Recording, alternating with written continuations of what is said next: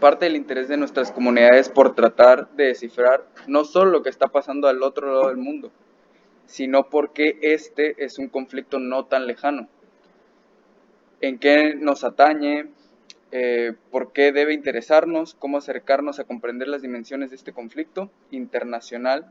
Para ello, agradecemos nuestras instituciones por hacer posible este encuentro con una voz autorizada en el tema, el maestro Reiner María Matos Franco. A partir de una pregunta detonadora que nos ponga en contexto, iremos planteándole a nuestro invitado una serie de inquietudes que a lo largo de estas semanas han ido surgiendo entre nosotros y que, aunque sabemos que no puede tener todas las respuestas, le agradecemos que nos dé algo de luz en el escenario tan inmediato y lleno de desinformación. A continuación, mi compañera Gloria Marina Dayer Martínez leerá una breve semblanza del invitado y planteará la pregunta detonadora. Gracias, Eric. Buenos días a los que nos encontramos en México, buenas noches en San Petersburgo, donde se encuentra el maestro Reiner Matos Franco, internacionalista por el Colegio de México, a quien me permito presentar brevemente. Estudió una maestría en estudios de Rusia, Eurasia, en la Universidad Europea de San Petersburgo, y otra en Historia Aplicada e Interdisciplinaria en la Higher School of Economics de Rusia. Actualmente realiza allí mismo sus estudios de doctorado en Historia de Rusia en el programa de Historia Global e Imperial en conjunto con la Universidad de Turín. Ha escrito varios artículos de opinión en revistas y diarios como Nexos, Este País y Milenio, y artículos académicos en revistas como Histor del CIDE, la revista de la Universidad de México, de la UNAM y Ave Imperio. Es autor de 2 libros, Historia Mínima de Rusia, en 2017, y Limbos Rojizos, la nostalgia por el socialismo en Rusia y el poscomunista, en 2018, ambos publicados por el Colegio de México. En 2019 ganó el premio Carlos Pereira al mejor ensayo en Ciencias Sociales y Humanidades de la revista Nexos. Su actual tesis doctoral estudia el primer anticomunismo global a partir de un proceso jurídico contra 2 emigrados rusos que en Suiza, en 1923, asesinaron a un diplomático soviético y que fueron absueltos por el jurado. Bienvenido, maestro. Lo hemos visto muy activo en redes sociales, en entrevistas en televisión y radio. Le agradecemos participar y charlar con nosotros, alumnos del Centro Universitario de las Américas en Veracruz y Facultad de Historia de la Universidad Veracruzana. Para iniciar este diálogo colectivo, realizaré la siguiente pregunta. ¿Cuáles son las causas del conflicto entre Rusia y Ucrania? ¿Y cómo percibe usted la situación a corto y mediano plazo de esta intervención militar? ¿O cómo la conceptualizaríamos? ¿Cómo la conceptualizaría usted? ¿Guerra? ¿Invasión? Lo escuchamos, maestro. Bueno, muchas gracias a ambas instituciones por la invitación al Centro de las Américas y a la UV. Bueno, creo que la pregunta es realmente detonadora en todo el sentido del término. Para mí es muy difícil dar una respuesta específica. Por fortuna la pregunta es cuáles son los motivos o las causas. Ya viene implícito que son varias. Entonces, bueno, creo que hay al menos 4 motivos que se pueden elucubrar, digamos, para entender más o menos lo que está pasando. De todos modos, será aún así una respuesta un tanto incompleta. Pero, en primer lugar,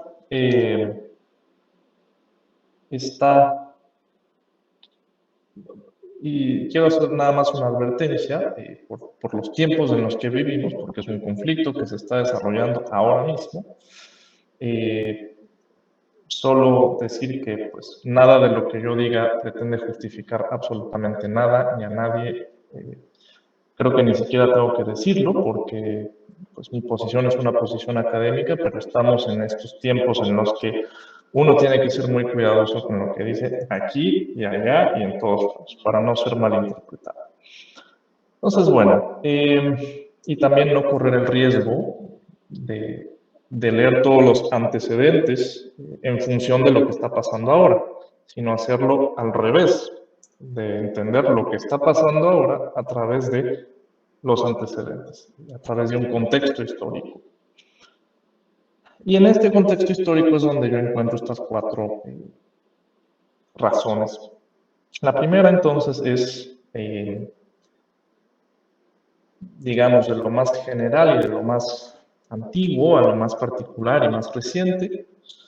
La primera sería que Rusia reacciona a la ampliación de la OTAN. La OTAN, como ustedes saben, es una alianza militar, la Organización del Tratado del Atlántico Norte, creada en 1949, después de la Segunda Guerra Mundial, por Estados Unidos y sus nuevos aliados europeos al derrotar a Alemania, con el fin de contener a la Unión Soviética, que queda muy empoderada a partir de la Segunda Guerra Mundial, que ya tiene todos estos países de Europa del Este a su disposición, básicamente.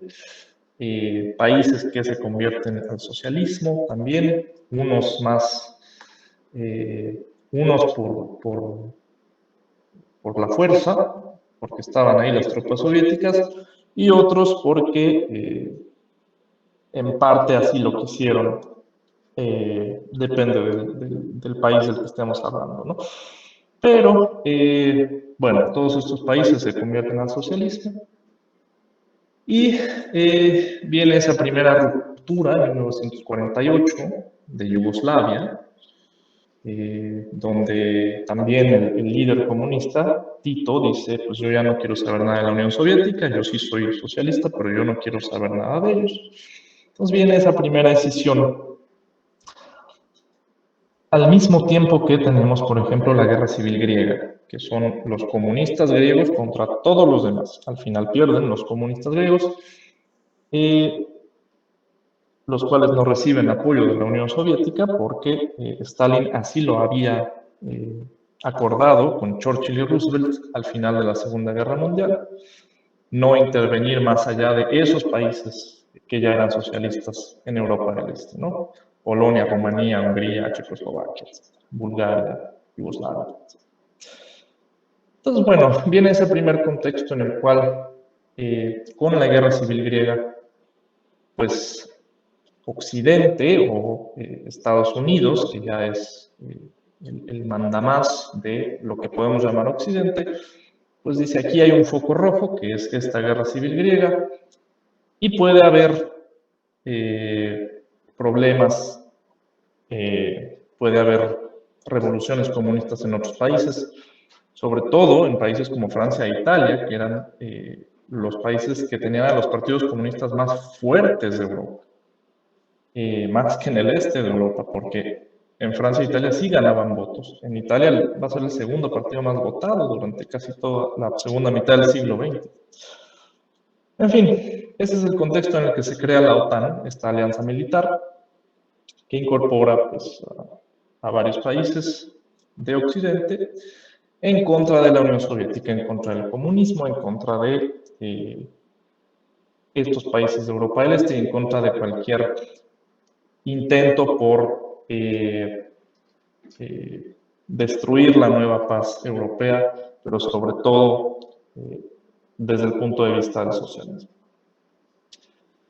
Y la OTAN, después de esos inicios, en 1955, bueno, en las siguientes décadas va a ir incorporando más miembros, a la propia Grecia, a Turquía, a las dos al mismo tiempo, porque las dos tenían pique, tenían un problema en los últimos 30 años, entonces se incorporan las dos al mismo tiempo para que queden en la misma alianza militar y no guerreen entre ellas. Y durante la Guerra Fría se va a ir incorporando más aliados a la OTAN. ¿Qué pasa en 1989? Cae el bloque socialista, sigue existiendo todavía la Unión Soviética con sus reformas, pero cae el bloque socialista, es decir, todos estos países de Europa del Este, pues dejan de ser socialistas, se convierten a la democracia liberal, al capitalismo, etc. Y la OTAN, a partir de los siguientes años, se va a ir ampliando hacia ellos, hacia los países que antes eran parte del otro bloque, del enemigo. Y se van a ir ampliando,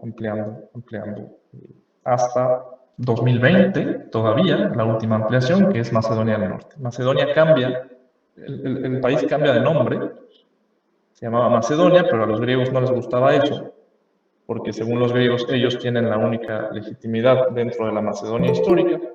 Entonces Macedonia cambia su nombre a Macedonia del Norte para poder entrar en la OTAN. Cosa que yo no sé cómo no fue un escándalo, pero en fin. Entonces tenemos una ampliación de la OTAN en los últimos 30 años. Y me refiero a los últimos 30 años porque ya no hay guerra fría. Es decir, en 1989, después de 40 años, cuando cae el bloque socialista, la OTAN, pues por antonomasia, digamos, por default, pierde su razón de ser, ¿no? Porque ya no existe ese enemigo. Todavía en 91, pues la Unión Soviética se desintegra. Rusia es apenas un país de varios, muy debilitado. Entonces la OTAN, pues digamos que ganó la Guerra Fría. El problema es que la OTAN sigue existiendo cuando ya no tiene un enemigo claro. Entonces la OTAN empieza también a buscar otros enemigos, uno de ellos la propia Yugoslavia, la Yugoslavia que estaba en guerra, guerra civil entre sus propias ex-repúblicas. La OTAN bombardea Belgrado, la capital de Yugoslavia, hoy de Serbia, en 1999, para liberar a Kosovo, esta provincia albanesa dentro de Serbia, todavía dentro de Serbia, que no todos los países del mundo todavía reconocen como un país independiente. Entonces la OTAN empieza a hacer este tipo de cosas. Después, en 2001, viene la invasión de Afganistán por parte de la OTAN, o de Estados Unidos a través de la OTAN. En 2011 viene este bombardeo sobre Libia para apoyar a los rebeldes libios en contra del coronel Gaddafi. ¿Qué hace la OTAN? Es bastante desastrosa. Entonces la OTAN empieza a tomar otras funciones que no son las funciones originales, otras atribuciones, y eso Rusia, la Rusia nueva, ya no la Rusia de los 90, sino la Rusia de los últimos 20 años, que ha dirigido desde entonces Vladimir Putin, esa Rusia resurgente, pues eso no le gusta. O sea, a la Rusia ya multipolar, que cree que en el mundo no debe haber una égida norteamericana, sino que debe haber distintos polos de poder, un balance de poder, esa Rusia contra la cual se creó la OTAN, y por ende sospecha de ella de entrada, esa Rusia dice, esto no me gusta. Y además, la OTAN empieza a coquetear, digamos, por decirlo de manera informal, con varios países ya no solo que fueron socialistas, sino que fueron parte de la Unión Soviética. En 2004 incorpora a Estonia, Letonia y Lituania, los países bálticos, por ejemplo. Es perfectamente válido que esos países quieran estar en la OTAN porque temen a Rusia por razones históricas, es obvio, es evidente, y es completamente legítimo. Sin embargo, desde el punto de vista ruso, incluso desde un punto de vista realista en la teoría de las relaciones internacionales, eso comienza, si ustedes ven un mapa de los países que están en la OTAN y Rusia, pues comienza a crear un desbalance de poder en Europa bastante considerable. Y lo que dice la teoría realista de relaciones internacionales es que nadie debe tener más poder que otro, que debe haber un balance de poder, que si este adquiere más poder, este otro tiene que hacer algo para balancear ese poder. En fin, las ampliaciones de la OTAN son este primer motivo por el cual Rusia responde a lo que ve como agresiones. Más recientemente, en 2021, hace un año, en marzo de 2021, comienza la OTAN un ejercicio militar, el más grande de su historia, que se llamaba Defender Europe, Defensor de Europa, con más de 20.000 tropas estacionadas en países que tienen frontera con Rusia, como Polonia, por ejemplo, Lituania, que si ustedes ven un mapa no tienen frontera, pero si ven que hay un enclave chiquito que se llama Kaliningrado, ahí sí tienen frontera con Rusia. Y obviamente viene el tema ya desde el año 2008, este coqueteo de la OTAN con países como Georgia, como Ucrania, de decir, bueno, algún día, decir públicamente la OTAN, algún día ustedes van a estar con nosotros. Con lo cual crean problemas no solo a la propia OTAN ni a Rusia, sino a esos países también, en sus conflictos internos. Porque se empiezan a conformar campos políticos que quieren entrar en la OTAN y otros que no quieren entrar en la OTAN. Entonces creo que hay responsabilidad por todos lados aquí. En fin, y lo que hemos visto desde 2014, y ahora voy a eso, en Ucrania, desde 2014 hay un discurso mucho más fuerte de parte del gobierno ucraniano de me voy a meter a la OTAN. Punto. Entonces, ese es un primer motivo. El segundo motivo es esta retórica antirrusa que hay en Ucrania.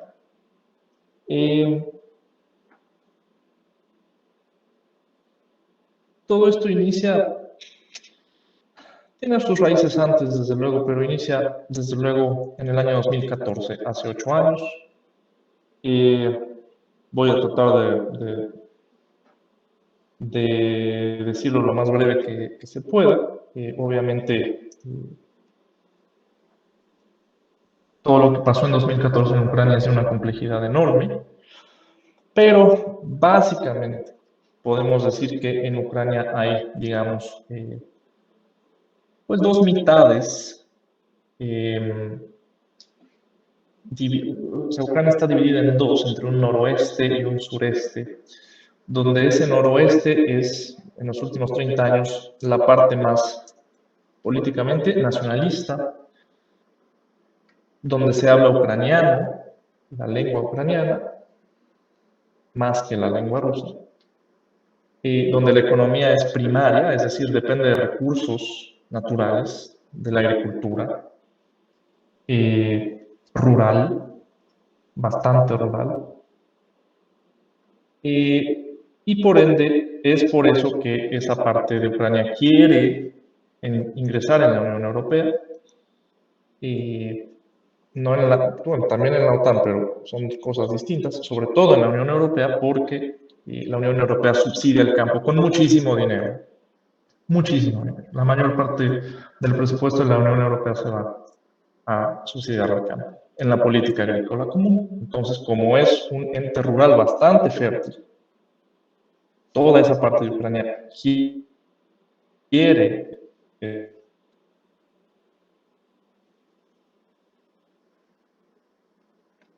sobre todo, más que ucraniano, el sureste es no rural, sino urbano, es decir, hay más poblaciones en ciudades, más industrializado, es o era la parte más rica de Ucrania también, la más industrializada. Y políticamente, aunque hablen ruso, la mayoría de los habitantes son ucranianos. Y la mayoría de los habitantes quiere estar en Ucrania. Son y se asumen ucranianos, quizá no con tanto fervor como los del otro lado, pero se asumen ucranianos, son más regionalistas, son más, digamos, proteccionistas, ¿no? Votan por partidos locales, que son nada más de ahí, etc. Y hay considerables minorías rusas, étnicamente rusas, que es otra cosa. En Crimea, la mayoría de la población es étnicamente rusa, la península de Crimea, por eso es que Rusia se la va a anexar más tarde, en marzo de 2014. Y en el famoso Donbass, o la cuenca del río Don, que comprende las provincias de Donetsk y Lugansk, hay, o había, ya no sabemos cuál es la demografía después de 8 años de guerra allí, pero había una considerable minoría étnica rusa. La mayoría hablan ruso, pero solo 38% en Donetsk, 39% en Lugansk eran rusos, según el censo de 2001, que es el único que ha habido en la historia independiente de Ucrania. Entonces, bueno, estas grandes minorías de rusos imprimen allí una cultura distinta, más local, y una cultura que también ve con buenos ojos a Rusia, por obvias razones. ¿De dónde viene entonces esta retórica antirrusa en Ucrania? En 2014 viene el presidente Yanukovych, decide dar marcha atrás a un acuerdo de asociación con la Unión Europea que había hecho administraciones previas, y por ende la parte noroeste empieza a protestar contra esa decisión porque ellos quieren la Unión Europea porque les conviene. Yanukovych, que era un presidente rusófono de Donetsk, no les conviene. En esa parte no les conviene porque saben que si entran en la Unión Europea, esa parte sureste va a ser muy poco competitiva en su industria local frente a la competencia europea. Entonces, se le levanta a Yanukovych el noroeste, viene esta famosa manifestación de varios meses, el Euromaidán, masiva, de personas sobre todo de estas regiones. Al final logran tumbar a Yanukovych, él renuncia, se va, y entra un gobierno interino, conformado por los 3 partidos más grandes de esa parte noroeste, entre los cuales estaba un partido de lo que se llama ultraderecha, se llama Svoboda, que significa libertad, que es sobre todo fuerte en la parte más nacionalista de Ucrania, que es Lviv. Y este gobierno, como botín de la revolución del Maidán, pues se reparten ministerios, se reparten gubernaturas. En Ucrania la gente no está por un estado unitario, por constitución. Y además, solo la lengua ucraniana es la oficial en el país, aunque la mitad del país habla ruso y aunque todo el país entiende el ruso. Y de allí empieza, en 2014, en febrero, finales de febrero de 2014, empieza esta retórica antirrusa muy fuerte en Ucrania a partir de lo que este partido Svoboda, en su ideología de muchos años atrás, logra institucionalizar en el Parlamento, en ese nuevo gobierno interino, etc. Al día siguiente de que se establece este gobierno, se deroga una ley de idiomas que el presidente Yanukovych había pasado en 2012 para que las lenguas distintas del ucraniano tuvieran al menos, fueran al menos oficiales en el ámbito local, en el ámbito provincial. ¿No? O sea, el ruso, no solo el ruso, el húngaro, el eslovaco, el polaco, el tártaro, el rumano, porque hay importantes también minorías de estos grupos nacionales. Entonces, este partido logra que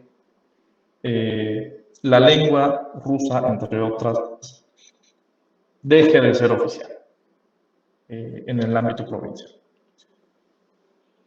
Y junto con algunas leyes menores, pues esto se lee en el sureste, que habla ruso, insisto, donde hay minorías rusas, se lee como una afrenta a la identidad local. Entonces empiezan protestas ahora del otro lado, del lado sureste, menos considerables, eso sí. Pero en Crimea, por ejemplo, donde la mayoría de la población es étnicamente rusa, pues el liderazgo de Crimea dice, vamos a hacer un referéndum, que no es el primero en la historia de Crimea, era el tercero, de hecho, en estos últimos 30 años. Dicen, vamos a hacer un tercer referéndum para independizarnos de Ucrania porque no nos está gustando lo que estamos viendo. Paralelamente, Rusia tenía desde 1997, por un acuerdo bilateral con Ucrania, hasta 25.000 tropas en Crimea de manera legal, perfectamente legal. Entonces, en realidad Rusia no invade Crimea, las tropas ya estaban allí de manera legal. Y desde luego esas tropas ayudan al liderazgo crimeo a organizar este referéndum. El ejército ucraniano se repliega de la península, la deja sola para la presencia militar rusa, y Rusia termina anexándose Crimea, tomando como pretexto ese referéndum. Un mes después, eso es en marzo de 2014, un mes después, en abril, obviamente al quitarle territorio a Ucrania, la retórica antirrusa crece todavía más. En abril de 2014, un mes después, comienza la famosa guerra del Donbass, que el liderazgo ucraniano interino, ese gobierno, dice, bueno, Crimea, pues hay mayoría de rusos y está muy difícil, ya había presencia militar rusa y ok. Pero el Donbass, donde empiezan protestas también grandes en contra del gobierno, para garantizar, para que ese gobierno garantice la identidad local, el gobierno ucraniano dice, aquí sí no podemos prescindir. De Crimea sí podemos prescindir, pero no podemos prescindir de esta región, que es la más rica de Ucrania, la más industrializada del país. Esta sí no la podemos dejar.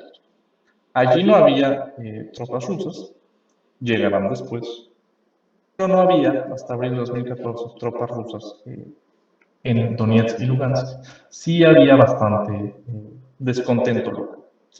Entonces, con el pretexto de que Crimea se acaba de escindir del país, el gobierno ucraniano decide enviar al ejército a Donetsk y Lugansk.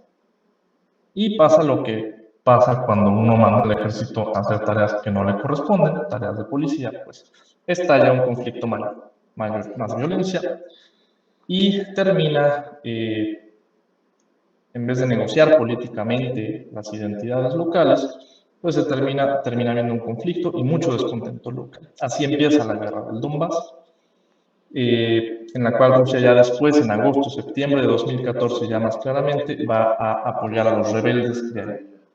Guerra que lleva 8 años, distinta del conflicto que estamos viendo ahora, a partir del 24 de febrero pasado, pero para que se den una idea de esta retórica antirrusa, cómo va creciendo en Ucrania, y obviamente a partir de que Rusia apoya a estos rebeldes, con armas sobre todo, crece todavía más la retórica antirrusa en Ucrania.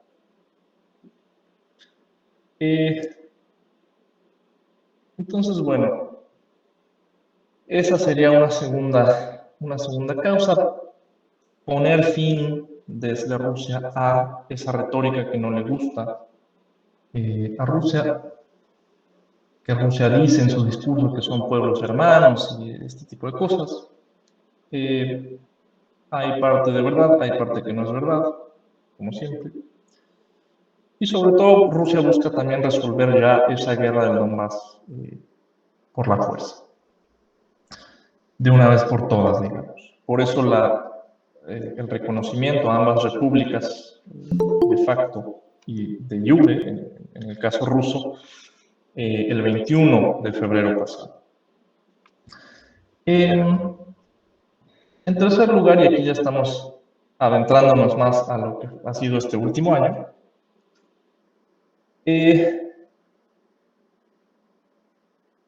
Rusia busca evitar que Ucrania tenga una capacidad militar considerable que pueda poner en riesgo, en caso de algún conflicto, que pueda poner en riesgo a Rusia.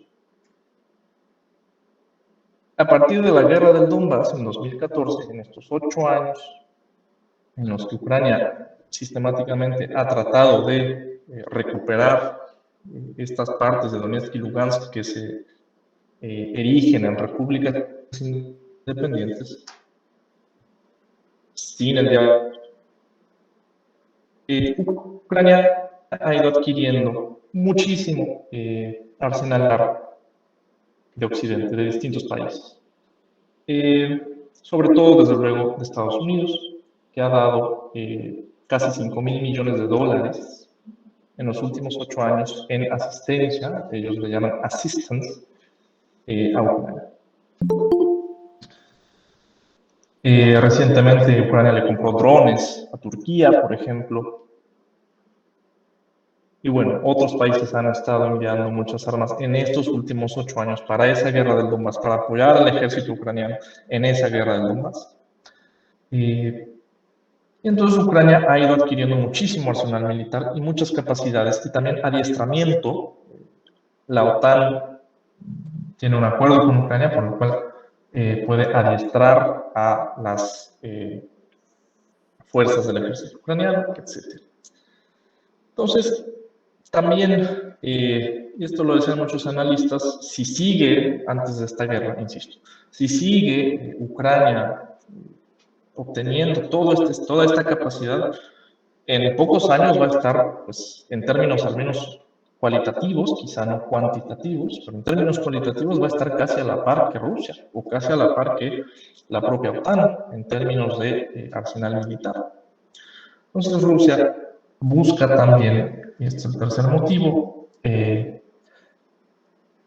desarmar a Ucrania, desarmar al ejército ucraniano, y fue muy evidente cómo empezó el conflicto. Creo que ya es algo un poco distinto, pero cómo empezó, cómo se justificó, pues se trataba de inutilizar infraestructura militar ucraniana, apoderarse también de la que se pudiera, de todo lo que Ucrania ha ido comprándole a medio mundo en los últimos 8 años. Me parece muy evidente que ese era uno de los motivos principales. Y ya más recientemente, el año pasado, el presidente Zelensky, Ucrania es un país bastante democrático, es un país que tiene un electorado muy dinámico, que va cambiando de gobierno constantemente. Hoy vota por un presidente masivamente y a los 5 años el presidente se va a su casa, etc. Pero en el último año el presidente Zelensky comenzó a dar visos de cierto autoritarismo, en el sentido de, digamos,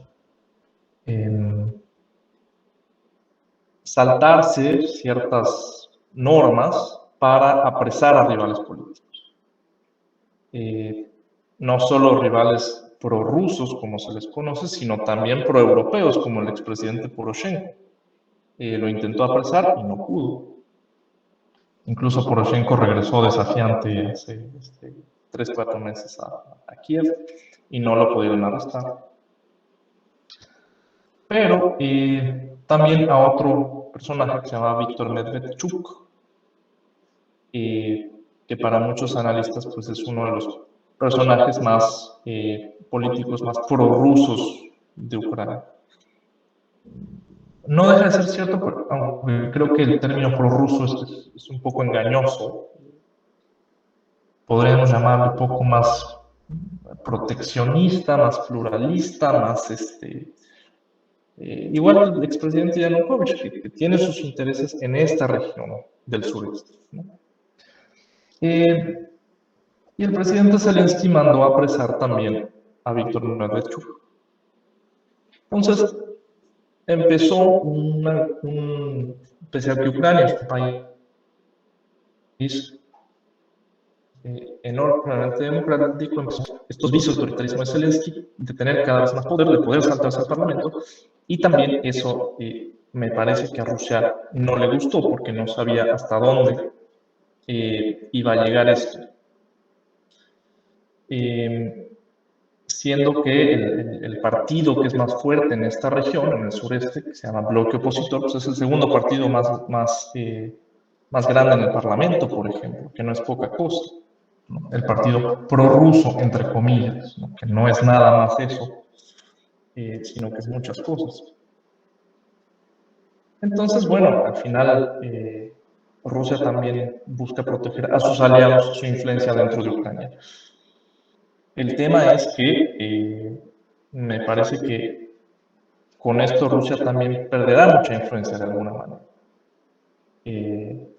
Porque de hecho las ciudades que más están siendo afectadas en este conflicto son las ciudades del sureste, las ciudades que alguna vez se vieron como prorrusas o que al menos todavía en estos últimos 8 años veían en Rusia pues no a un enemigo así grandote, no al agresor, sino que pues cierto referente federalista, cultural, multicultural, mejor dicho, con el cual se podían identificar más que con el nacionalismo ucraniano que viene de la otra parte de Ucrania.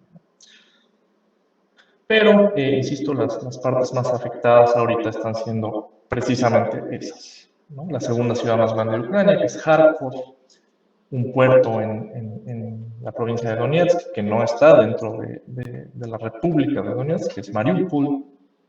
Y bueno, parece que ahora siguen Odessa, Dnipro, etc. En fin, pero bueno, como resumen, ya para callar, están estas cuatro motivos que incluso creo que están incompletos. Entonces, como resumen, pues, la ampliación de la OTAN en las últimas 3 décadas, que Rusia ve con preocupación, esta retórica antirrusa que hay en Ucrania desde el año 2014, que lleva al gobierno ucraniano a decir, nosotros nos vamos a meter en la OTAN y no nos importan los intereses de seguridad de Rusia, ¿no? Por ejemplo. Evitar que Ucrania se pueda seguir armando y desmantelar su infraestructura militar. Y por último, ya más de coyuntura, digamos, pues evitar también que el presidente Zelensky pueda recurrir a ciertos vicios de autoritarismo que ponen en riesgo los intereses de Rusia dentro del país, ¿no? O a sus aliados políticos, digamos, también. Creo que como razones, pues están, creo que a la mitad de todas estas, a medio camino encontraremos más o menos una explicación de qué es exactamente lo que motivó pues a dar ese paso tan drástico al presidente Putin. Yo me sorprendí mucho porque no es algo que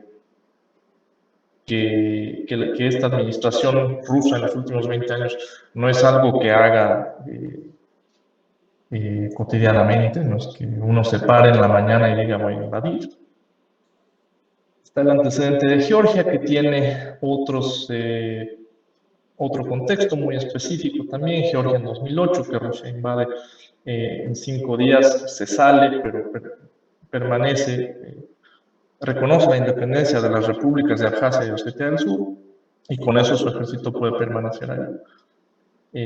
Y con eso las protege y logra que el ejército georgiano, que fue el primero en atacar, ahí sí, hasta hay documentos ya de la Unión Europea que dice que los georgianos, el presidente Mikhail Saakashvili fue el primero que atacó estas repúblicas cuando había una fuerza de paz ahí desde 1991.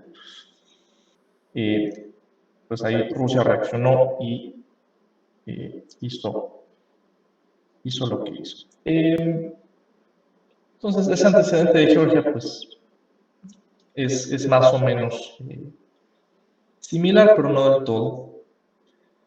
Y de hecho, yo sé que esto va a sonar muy extraño, pero Rusia busca, o buscaba,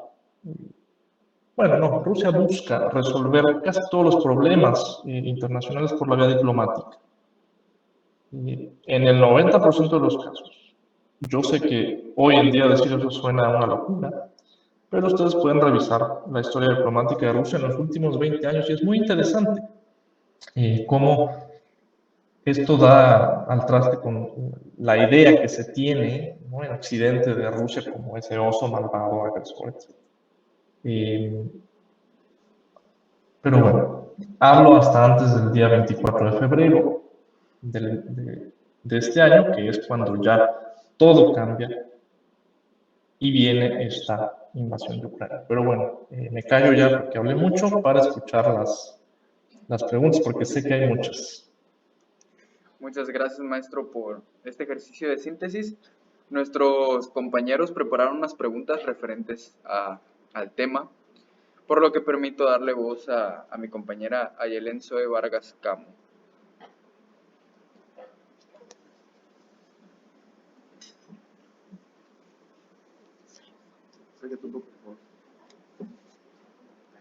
Buenas noches. Mi pregunta es, ¿cuál considera que es la diferencia en la relevancia que se le está dando a este conflicto entre Rusia y Ucrania en comparación a la que se le dio al conflicto entre Estados Unidos con Medio Oriente?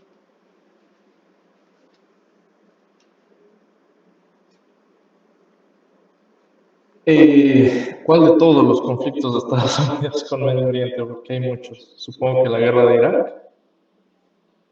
Sí, precisamente eso.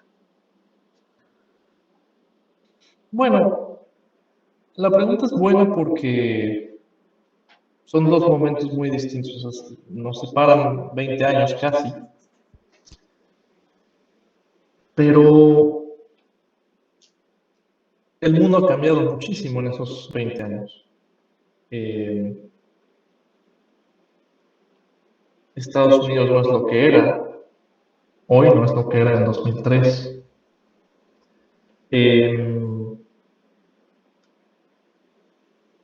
Y en cuanto a cobertura, que creo que es por donde va la pregunta, y por eso digo que es interesante, porque hoy tenemos ya un mundo en el cual todo lo vemos a través de un teléfono. En 2002 yo todavía veía, ustedes no nacían, pero yo ya veía las noticias en una tele. O incluso en el radio, o leyendo el periódico.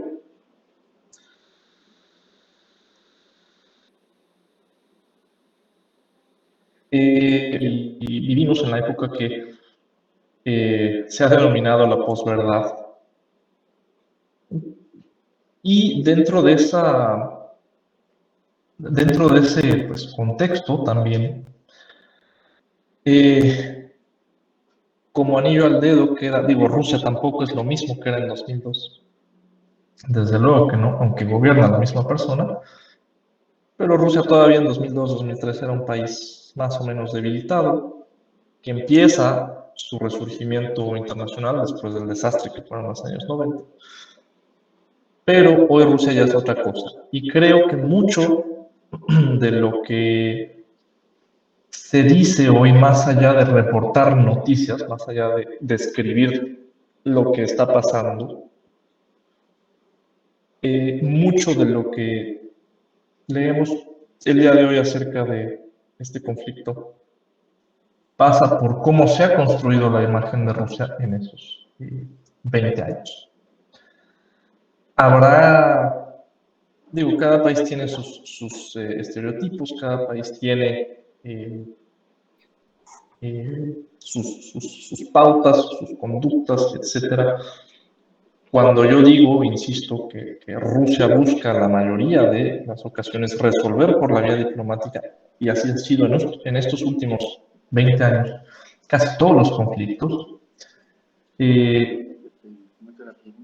alguien que pues, sea completamente antirruso podrá decir es que eso no es cierto porque Putin ya sabemos cómo es y este tipo de cosas. Y esa persona se habrá nutrido de discusión a través de mucho de lo que la prensa reproduce sobre Rusia. Esto no quiere decir que Rusia no sea agresiva, por ejemplo. Esto no quiere decir que Rusia no use la fuerza, como ya describí en el caso de Georgia, en el caso de Ucrania, en 2014 y en 2022, otra vez. Pero sí quiere decir que vivimos en un mundo en el cual yo, por ejemplo, ya no puedo decir ciertas cosas Eh, y desde luego, digo, la mayor parte de la gente se opuso en su momento a la guerra de Irak, que fue una guerra hecha a partir de esa gran mentira que era que Irak tenía armas de destrucción masiva, las cuales no existían. Hoy se invade Ucrania diciendo que hay un genocidio que se está cometiendo en el país, lo cual tampoco es cierto. Sí hay un ataque sistemático del ejército ucraniano al Donbass, lo ha habido en los últimos 8 años, pero no llega a genocidio, pues. Entonces, bueno, desde luego que hay similitudes, pero vivimos ya en un mundo completamente distinto. En aquel tiempo sí había mucha más crítica al gobierno de Bush, y de hecho la imagen de Bush, la buena imagen que llegó a tener, porque la tuvo, a partir de los eventos del 11 de septiembre de 2001, la perdió un par de años después con la invasión de Irak, ¿no? Así que sí hubo mucha crítica en su momento, pero no era para nada el mundo en el que vivimos.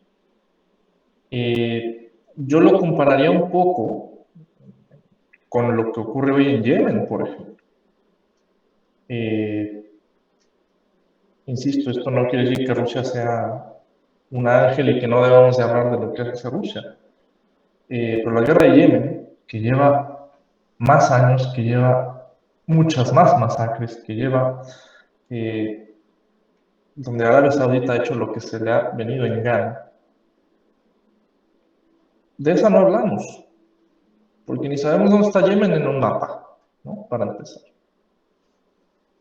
Pero de Rusia, al día siguiente de que esto empezó, ya estábamos todos hablando. Insisto, eso no quiere decir que Rusia sea buena e inocente, o que no se deba de hablar de ella, sino que vemos lo que queremos ver, que nuestros referentes están en otro lado, ¿no? Que nadie sabe quién gobierna en Arabia Saudita y pues es Medio Oriente total, allá siempre se están matando, ¿no? Digo, suena un poco provocador y dramático para que se entienda un poco mejor el argumento. Pero es eso, o sea, creo que la comparación es válida porque precisamente en aquel momento no teníamos toda esta histeria en los medios que ha habido, por ejemplo, sobre Rusia en los últimos 10 años, 15 años. Aunque en aquel momento, desde luego, había muchísimas posiciones anti-estadounidenses, muchísimas. Y de hecho, también vinculando ambos conflictos, Rusia, el gobierno de Putin catapulta su posición internacional gracias a la guerra de Irak. Porque, por ejemplo, la invasión a Afganistán, Putin dice, está bien, hasta que pueden pasar aviones estadounidenses sobre espacio aéreo ruso que van hacia Afganistán, no hay problema. Pero la guerra de Irak, ahí sí dice Putin, y no solo él, sino el presidente de Francia, Jacques Chirac, el canciller de Alemania, Gerhard Schröder, dicen, esto sí no se vale, esto no nos gusta. Y de hecho es a partir de la guerra de Irak que Rusia empieza a retomar esa posición multipolar, esa posición de multilateralismo, de resolver los conflictos por la vía diplomática en foros multilaterales, de usar foros multilaterales como el Consejo de Seguridad de la OTAN, como la Organización para la Seguridad y Cooperación en Europa, como la Organización de Cooperación de Shanghái con China para la seguridad en Asia Central, etc.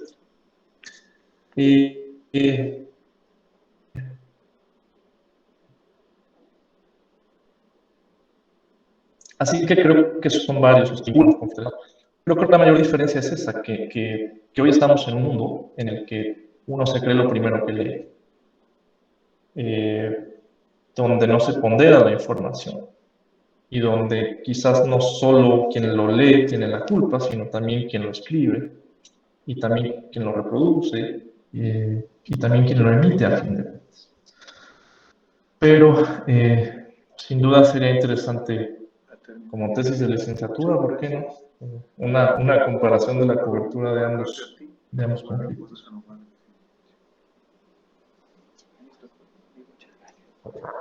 Muchas gracias. Muchas gracias. Marina, damos paso a la pregunta de los participantes en línea. Sí, gracias, Eric.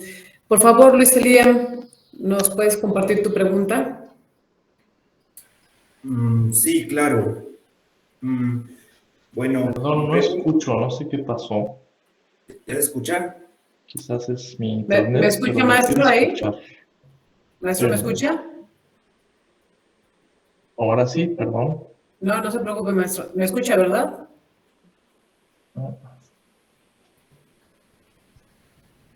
¿Ya está escuchándonos, maestro? Espérenme. Ah, sí, sí, está bien. ¿Se escucha? Danos un momento, Luis Eliam. Si te escuchas, lo que no nos escucha es el maestro. Un momento, Eliam. No escucho.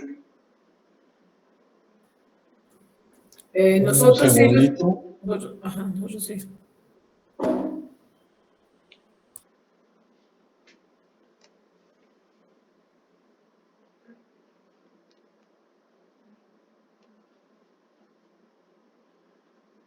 Les recordamos a los que están en línea que ya tenemos una serie de preguntas programadas. Al final veremos lo que quieran preguntar. Bueno, olvídate, vamos a poder ya. Perdón. Sí, no se preocupe. Ya los oigo. Perdón, no sé qué pasó. Ok, no se preocupe. Estos son los inconvenientes que tiene estar conectados vía remota. Y bueno, usted está en San Petersburgo, así que por supuesto que lo comprendemos. Bueno, le vuelvo a dar la palabra a mi compañero Luis Eliam Velasco para que le haga su pregunta. Gracias. Adelante, Luis Eliam. Sí, gracias. Bueno, mi pregunta, bueno, yo creo que tal vez es parecida a la anterior, pero no tanto. Mi pregunta es, ¿el bloqueo económico masivo contra Rusia el día de hoy es más, bueno, lo considera usted más una forma de doblegar al país, de disuadirlo de no atacar a Ucrania, considerando que cuando Estados Unidos invadió Irak en el 2003 no fue víctima de las sanciones de tantas sanciones como ahora le ocurre a Rusia, hasta el punto de que, pues, no sé, siento que a veces llega hasta el ridículo? Bueno, lo mismo podemos preguntarnos cuántas sanciones ha obtenido Arabia Saudita en los últimos años por masacrar gente en Yemen. Pues, me encantaría saberlo. Un poco la idea de las sanciones es una idea muy liberal de ver todo a través de la economía y desde la economía para la economía. De decir, bueno, si nosotros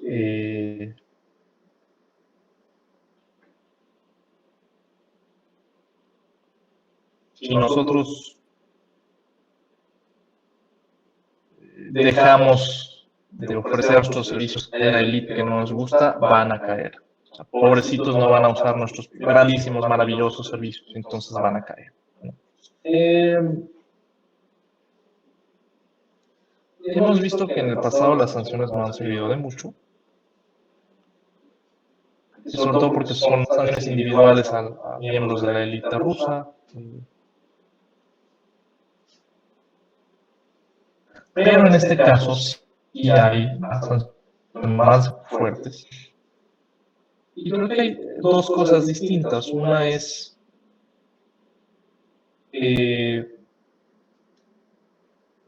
hay ciertas empresas o consorcios que dejan de operar en solidaridad con Ucrania. Y entre ellas están, por ejemplo, las dos más grandes emisoras de tarjetas de débito y crédito, que son Mastercard y Visa. Y en el momento en que ellas dejan de operar en Rusia, pues todas las empresas extranjeras que operan con terminales de esas dos no pueden seguir en el país. Por eso es que ya a partir de que Mastercard y Visa dijeron eso, se vinieron como avalancha, como bola de nieve, todas las demás a decir, vamos a suspender temporalmente operaciones en Rusia. Unos dijeron sí por solidaridad con Ucrania, otros no dijeron nada, pero es porque no pueden seguir utilizando Mastercard y Visa, básicamente. Por eso yo digo que el dueño de McDonald's o el gerente de McDonald's ha de estar diciéndole a Mastercard, oye, no puedo yo prescindir de este mercado, no me hagas esto, ¿no? Porque si alguno de ustedes ha venido a Rusia sabrán que los McDonald's están llenos todo el día, desde la mañana hasta la noche, todos. Así que bueno, también son sanciones que, son medidas que afectan, pues no tanto a los rusos, o sea, los rusos desearan el McDonald's y van al lugar de al lado, en Teremoc, que hacen unas crepas buenísimas, por cierto. Eso no le afecta a nadie, digo, le afecta a los trabajadores de McDonald's, ¿no? Que están en suspenso, no les rescinden el contrato, a lo mejor corren algunos, despiden a algunos, no a todos, porque no se sabe cuándo van a regresar, es una suspensión temporal. Por ahí alguien decía que hay 850 McDonald's en toda Rusia, incluso en Siberia. Así que eso en realidad no afecta a la población rusa, eso afecta al dueño de McDonald's nada más, porque va a tener pérdidas no millonarias, billonarias, o al de Coca-Cola también, etc.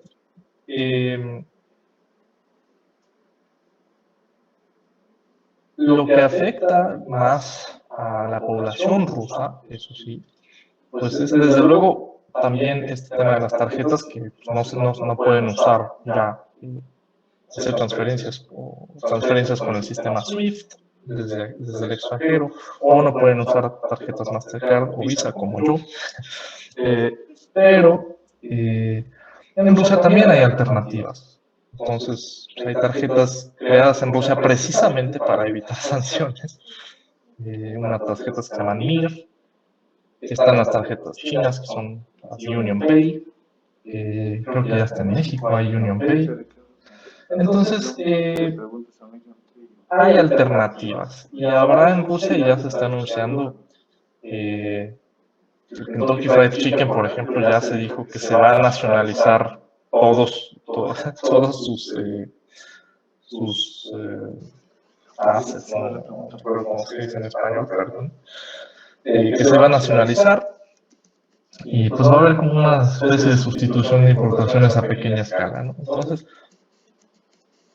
hay dentro de todo alternativas siempre, sí, pero creo que lo más grave es desde luego la gente que dependía del extranjero, que también es mucha, y mucha gente que recibe dinero de familiares de fuera.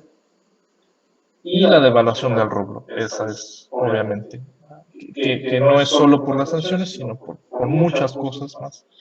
Pero obviamente todo el conflicto ha hecho que el rublo se devalúe, la moneda rusa se devalúe más de un 50% en las últimas 2 semanas frente al dólar y al euro. Eso sí, o sea, cuando para el ciudadano promedio su dinero vale 50% menos de lo que valía la semana pasada, ahí sí hay un problema.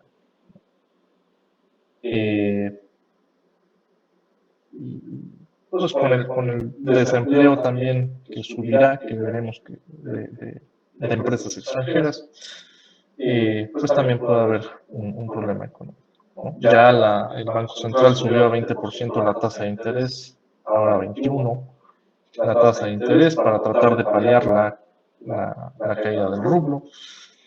Así que obviamente habrá consecuencias bastante fuertes, sobre todo por eso.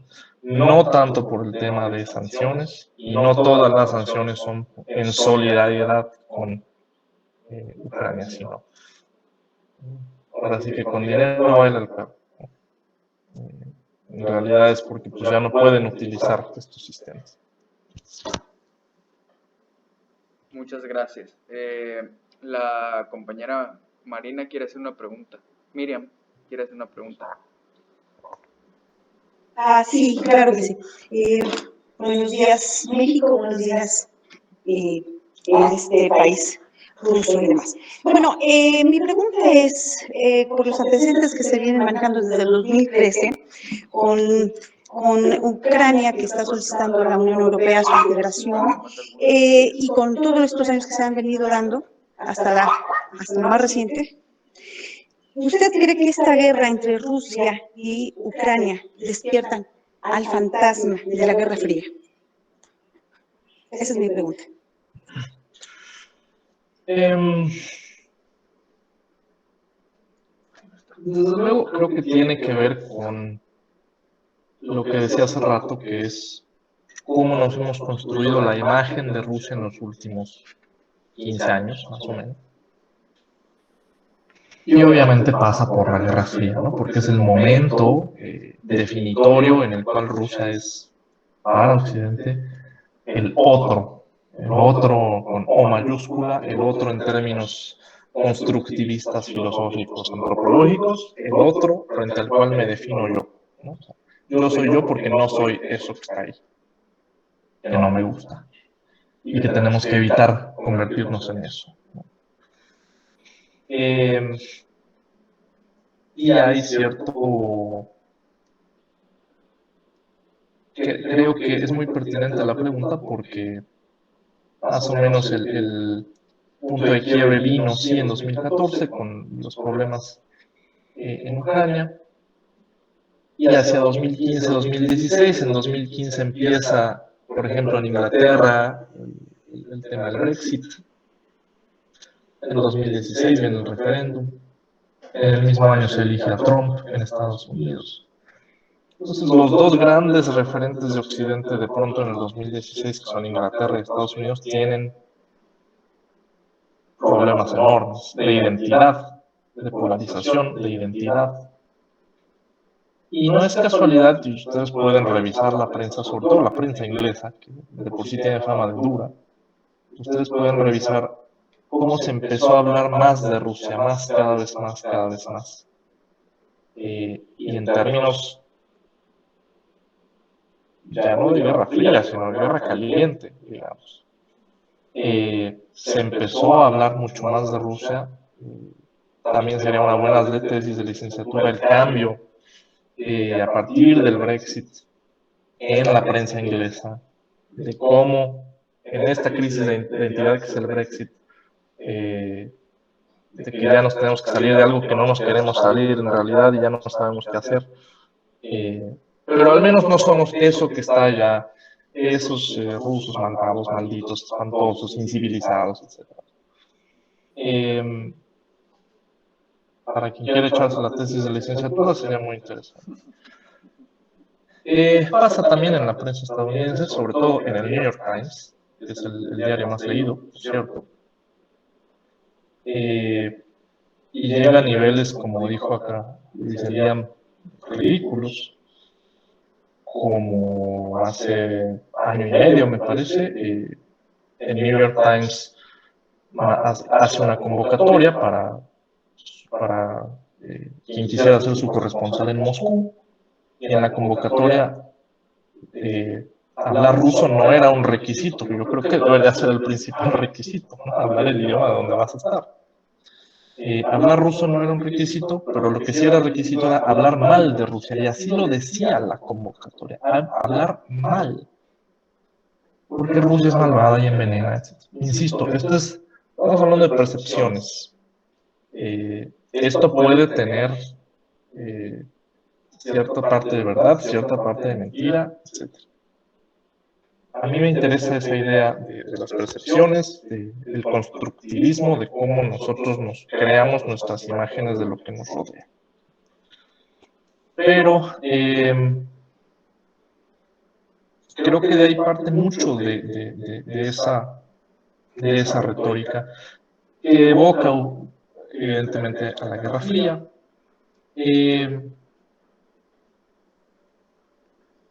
Porque de repente para esos referentes de Occidente, que son Inglaterra y Estados Unidos en 2016, viene esta crisis de identidad interna muy fuerte y viene esa necesidad de decir al menos no somos eso, de denunciar a Rusia, de hablar mal de Rusia. Y ahí sí hay cierta retórica de Guerra Fría, porque se repite lo que se decía entre 1945 y 89, de que pues, los rusos son así, ahí vienen, ¿no? The Russians are coming, están en todos lados, ya nos hackearon aquí, van a intervenir en las elecciones en México, o sea, este tipo de cosas que, insisto, son bastante ridículas. Esa imagen de Rusia sí pasa por esa retórica que evoca la Guerra Fría. Y ahora más, porque pues en la Guerra Fría tuvimos, en 1956 la Unión Soviética interviene en Hungría, en 1968 la Unión Soviética interviene en Checoslovaquia, en 1979 la Unión Soviética entra en Afganistán. Curiosamente entra a 3 países que ya son socialistas en esos 3 momentos, o casi 10 años entre cada uno. Para poner orden dentro y que dejen que las facciones internas más leales a Moscú sean las que prevalezcan, ¿no? Y debilitar a las otras facciones que no son leales a Moscú. Y hoy pasa algo parecido, como ya expliqué. Así que evidentemente sí, y de hecho ya se está hablando de que pues claro, como los rusos intervinieron en Praga en 1968, pues claro, porque así son y porque... O sea, se entiende más o menos cómo se va construyendo esta retórica. Y es lo que les decía al principio. Se corre el riesgo de ver lo que pasa ahora, se corre el riesgo de ver lo que pasó antes con base en lo que pasa ahora, en vez de que sea al revés. Y con al revés no me refiero a que, pues como es Praga, entonces esto, sino entender los contextos, entender...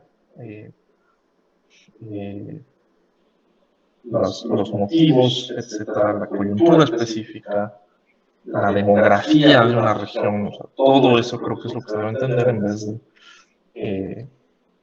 de los lugares comunes, ¿no? Pero pues sí, evidentemente evoca esto ya una retórica pues, de Guerra Fría, desde luego. Muchas gracias, maestro. Otra pregunta, perdón, por el compañero Jesús Román. No sé si puedo.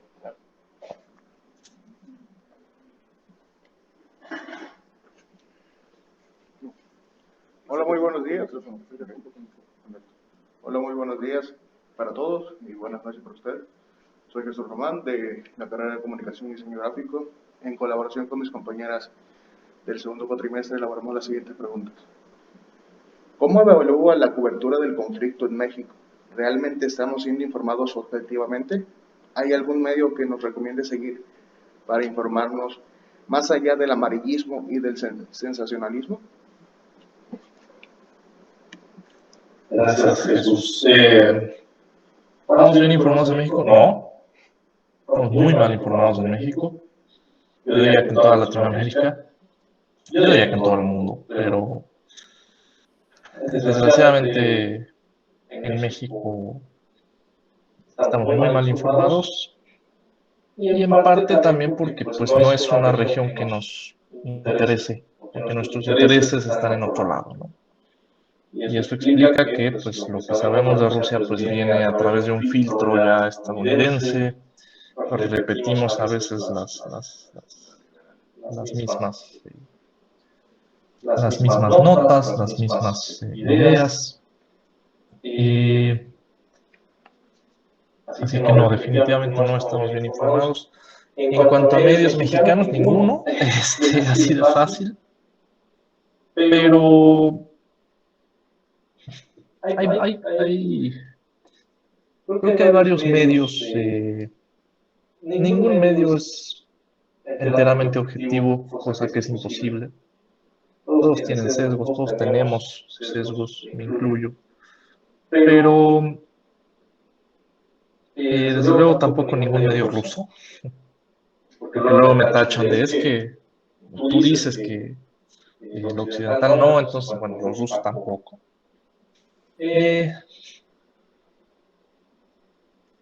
por desgracia en Rusia ya no hay medios en inglés porque llegó a haber varios, pero ya no. Bastante serios más o menos. El Moscow Times es el único que más o menos queda.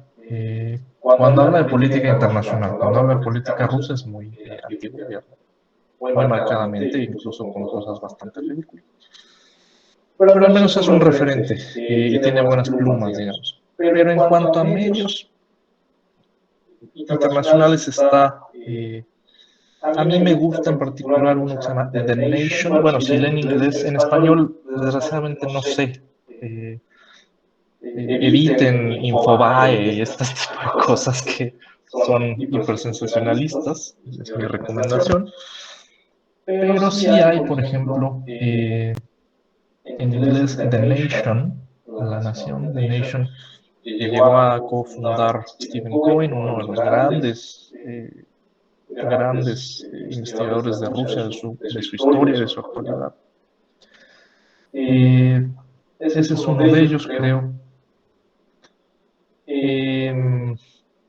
A mí me agrada más o menos las coberturas que da Al Jazeera, que es un medio catarí conocido, puede leer también en inglés. Fuera de ahí, en español, definitivamente ni Infobae, ni El País, ni México, pues menos. Creo que en inglés es lo que les podría recomendar. Sí les puedo recomendar, por ejemplo, cuentas de Twitter que verifican, que sí se interesan por dar información veraz o al menos verificada, que no dan paso sin guarache y que son, digamos, muy poco tendenciosas. Puedo, si quieren, pasarles una lista de algunos otros medios también. Se la paso por mail al profesor Romero o que se las mande a ustedes. Porque sí tengo por ahí una lista de tanto de medios como de ciertas cuentas en Twitter, por ejemplo, que sí informan bastante. También bueno, siempre recomiendo leer más allá de la prensa, pues otras cosas, encuestas de opinión. En Rusia las encuestas de la encuestadora Levada, con B chica, Levada, que pueden leer en inglés. Ellos ahí mismo tienen a veces traducciones al español, pero creo que las hacen en Google Translate, entonces quedan muy mal. Pero Levada es la encuestadora rusa más prestigiada y la más independiente también, la más certera, creo yo. En Ucrania está el Instituto de Sociología de Kiev, que también se puede leer en inglés. Me parece que su página es kiis.org, algo así, .com.org. Kiev Institute of no sé qué Sociology, KIIS, el KIS. Es muy bueno también. Y por ahí también la Deutsche Welle, que se puede leer en español. Es un medio alemán, pero tiene ahí sí un portal en español. Es más o menos también bastante objetivo. Deutsche Welle. En fin, los demás, si quieren, se los mando a alguien por correo y los circulan a representantes, un representante de cada universidad para que llegue a todos, ¿no? Pero al final, lo más importante, ustedes pueden leer lo que ustedes quieran, ustedes pueden leer al New York Times y después un artículo de RT, después nada. Y lo importante es siempre tener un criterio. Muchos de ustedes, me parece que estudian comunicación, se trata de eso, de tener un criterio, de tener pues, la mínima objetividad al menos, de poder ponderar, tratar de entender. Y no está peleado leer prensa con ver, por ejemplo, encuestas de opinión o con leer literatura académica también, que también les puedo recomendar si tienen la paciencia y les interesa. Muchas gracias. Muchas gracias, maestro. Ahora vamos a pasar por una pregunta de Wendy Ortiz. Adelante, Wendy, por favor.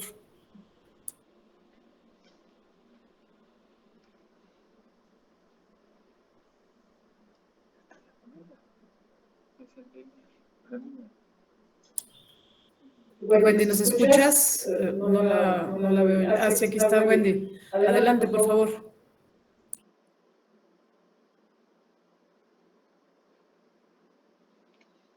¿Escucha? Sí, adelante, ya se te escucha. Sí, disculpe por el error técnico. Mi pregunta aquí es, ¿cuáles serían las consecuencias del paro de actividades de distintas franquicias internacionales en el territorio ruso? Ya que se ha visto en redes sociales que se ha difundido estos paros de actividades, ya sea de bancos, de franquicias de otras índoles, de que ya los servicios de, por ejemplo, de Netflix, Spotify y de otras horas de entretenimiento también están parando actividades. Pero ¿qué consecuencias tendría independientemente en qué términos acabe este conflicto? Bueno, ya lo dije un poco.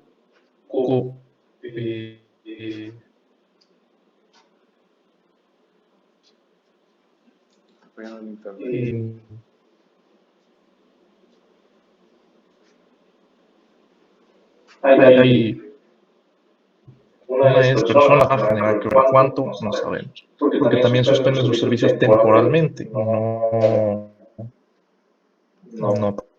para siempre.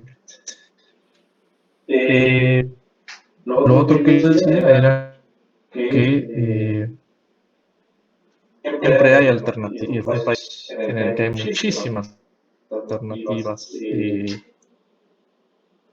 de servicios que a veces son mejores de los que nosotros en Occidente estamos acostumbrados a que venden con los maridos.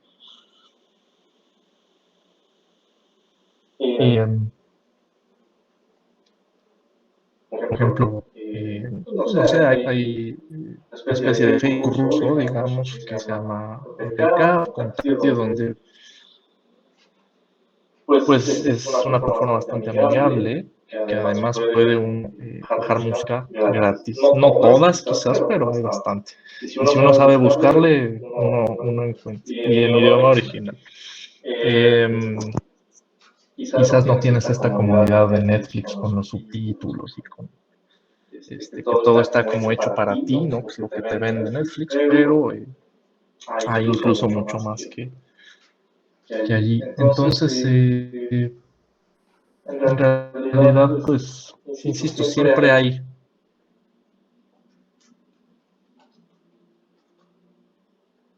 alternativas, y en Rusia hay muchas para este tipo de servicios. Para los McDonald's, insisto. Y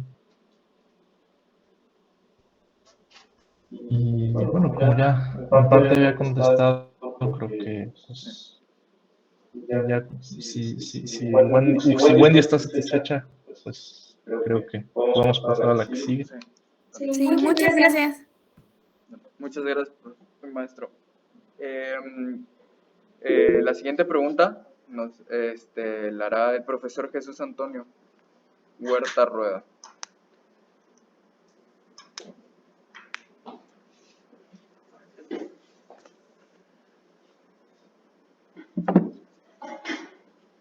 Buenas noches, maestro. Acerca de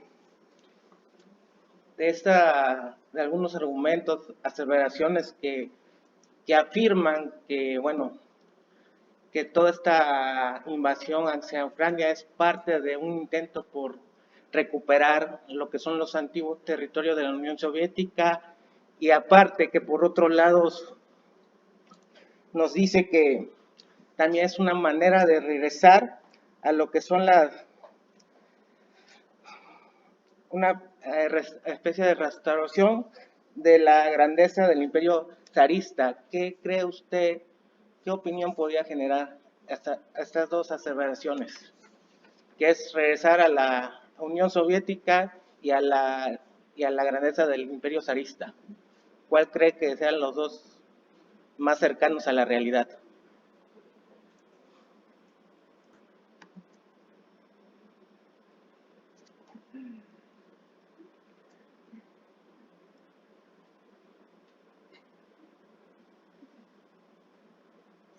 Creo que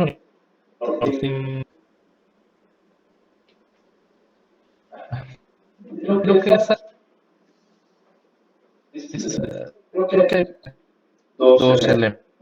El primero que es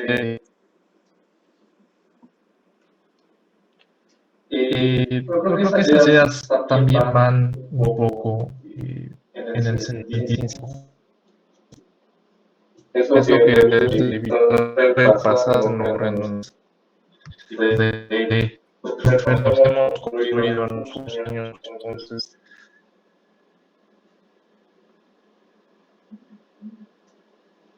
pues no es tan gusta si está fácil de pues vamos a realizar una cosa.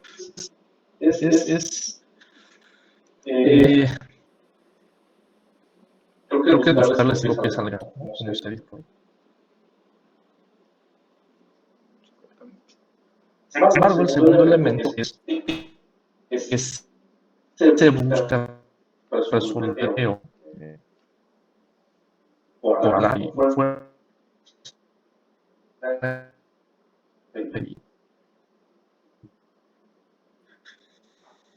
Claro, sí se resuelve, pues el temas que dijo Putin en su discurso. Hace años nuestros antepasados pues decidieron marcar las fronteras así, pues sus razones tuvieron, es consecuencias.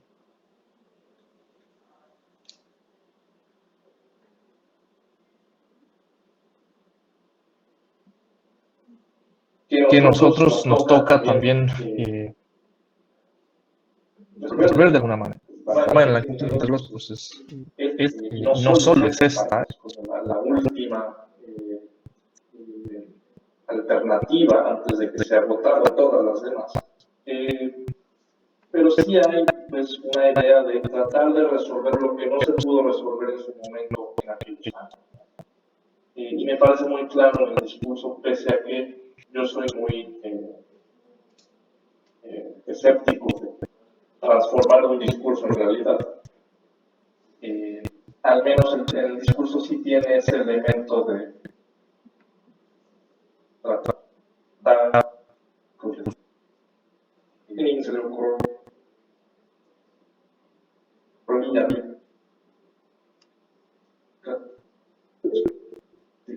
está de Ucrania, pero a nosotros esto que se supone el discurso. Insisto que eso no significa nada, que eso no quiere decir que esté bien, incluso todo lo contrario. Pero sí hay al menos ese elemento de enmendar lo que no se pudo conseguir en su momento, ¿no? Ya de restauraciones, pues no me parece que no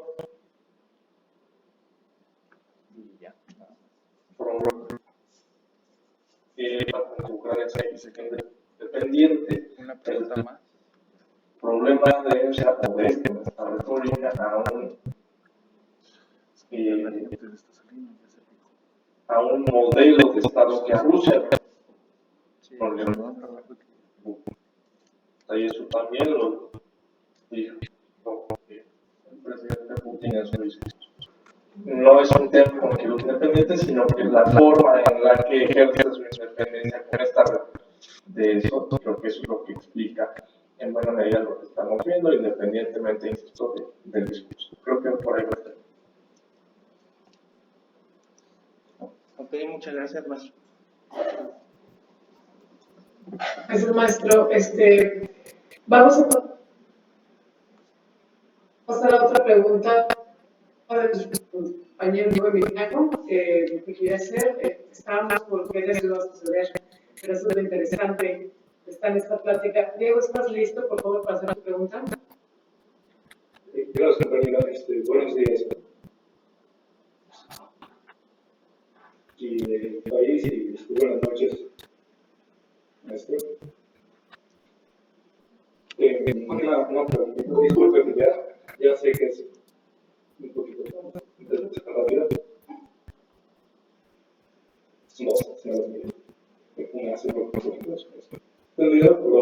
adelantó las funciones, las importaciones fuera de la Unión Europea, y Estados Unidos está usando su influencia para permitir el movimiento del petróleo desde Saudí, independiente de Rusia.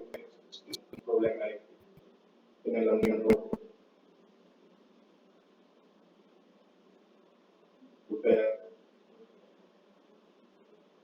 Las vías de comercio permanente, pues, y si es así, con Skype, nosotros ponemos y seguimos los mexicanos. Y también, pues, nosotros no estamos en esta lista que hizo Rusia de países que apoyaron a Ucrania y por lo tanto no tienen actualmente malas relaciones con nosotros. Pero también lo que usted mencionó es acá y esta estructuración económica rusa, pues creo que va a ser así para la base. Nosotros ahí en medio, ¿no? Estamos cerquita de Estados Unidos, pero también del Pacífico. Gracias. Si va a tener carácter permanente esta reconfiguración de comercio de combustible, energéticos, etcétera, es muy difícil saberlo, obviamente. Rusia, en términos sobre todo de gas, de petróleo también, pero sobre todo de gas natural, es casi insustituible para Europa del Este. Y en parte para Alemania también. Va a ser muy poder lograr dejar de depender de ese recurso tan preciado para Rusia. Tan apreciado para ellos y tan abundante. Podrían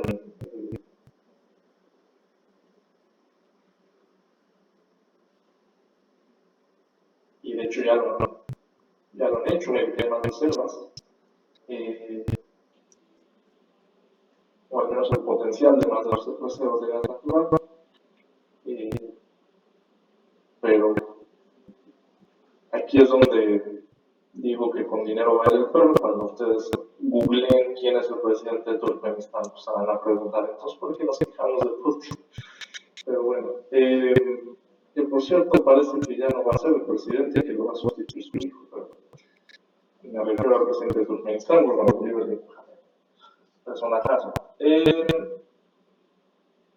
Así que bueno, es difícil saberlo. Rusia, sobre todo en términos de gas natural, es su fuerte. Petróleo también, pero en menor grado. Y ahí sí, pues no es coincidencia que ya la administración de Biden está hablando con otro de estos señores que se supone que critican mucho, pero que cuando hay dinero y recursos de por medio, pues sí se puede hablar con Maduro, ¿no? Y ahora que subió el precio del petróleo, pues surten, no vamos a llegar a un arreglo y te dejamos en paz. Entonces ya no se entiende si es amigo, si es enemigo, si es el anticristo o no, porque, insisto, siempre pesa más el tema económico.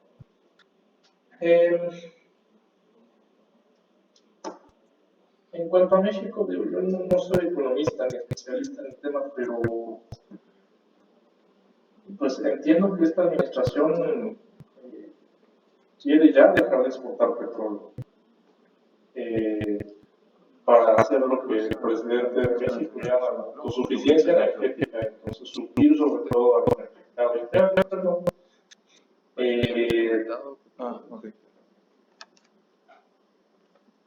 Ya Pemex, por lo que quede de Pemex, pues tanto le conviene, obviamente, que suba el precio del petróleo, pero también al mismo tiempo, si ya de por sí tenía la idea de dejar el mercado externo, pues va a tono con lo que quiere esta administración, ¿vale? Entonces, no sé qué tanto pueda afectar. El tema es que México, no sé si lo saben, también importa combustible bastante. esclarecimiento, pues ahí sí es donde puede verse ya un problema más fuerte, y sobre todo con las deudas que tiene Pemex, terrible. Entonces, no sé si a partir de esto el gobierno de México siga esa tendencia a priorizar el mercado interno, combustible por encima del exterior. El presidente dice que hasta ahora no hay afectaciones ni nada, entonces, bueno, pues habrá que ver qué pasa, pero sobre todo en el combustible que México sí importa de fuera. No sé si eso resuelve la duda. Perdón que no sea yo experto en estos temas. Muchas gracias. Otra disculpa, que con la legión de Georgia luchando en Ucrania, los chechenos que no están del lado de Kadyrov, y pues todo este grupo de partisanos antirrusos de este nuevo milenio luchando en Ucrania. En caso de que gane Ucrania, digamos, quede en una situación no muy desfavorable para el gobierno Zelensky, no sé qué quede, eso podría significar, pues, no sé, para Putin o la Federación Rusa, un resurgimiento de estos movimientos partisanos en Chechenia, en Abjasia, y pues, no sé, que se vaya deshaciendo un poco la influencia en estos países con los que han tenido conflicto recientemente. Con mis temas.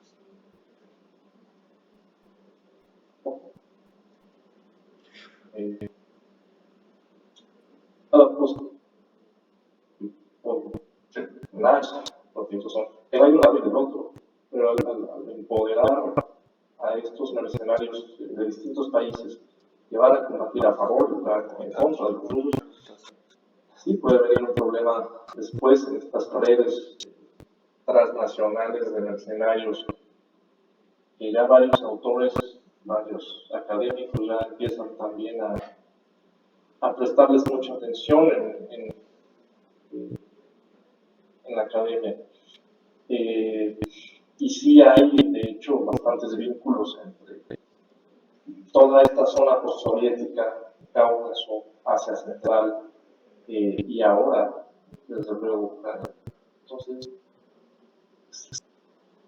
sí puede sentar en otros frentes para mí. Así empezó en los 90, de esa forma, y fue un problemón para Rusia, que se tuvo que resolver por la fuerza con la guerra en Chechenia, con 2 guerras en Chechenia. Entonces sí, todos estos mercenarios pueden empoderarse de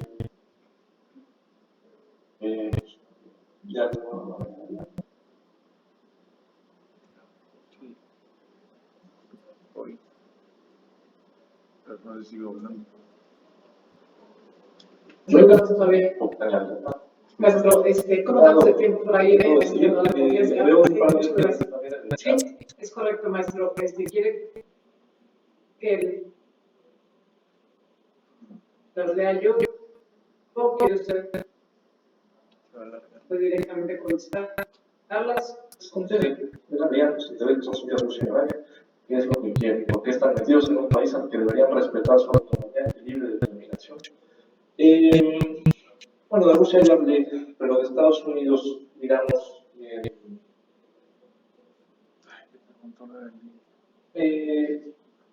no es que a Estados Unidos le importe mucho Ucrania,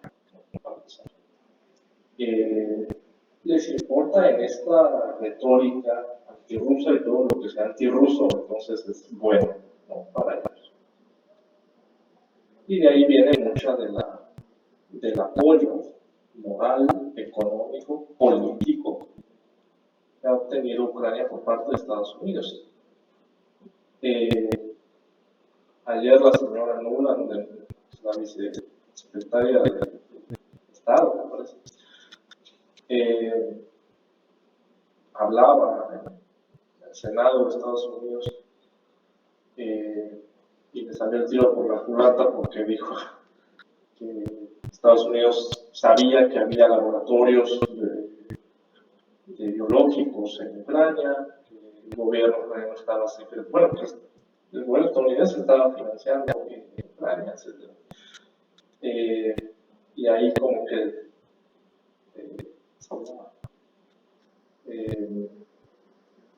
pues como que no lo quiso decir, pero terminó aceptando que era verdad, etc.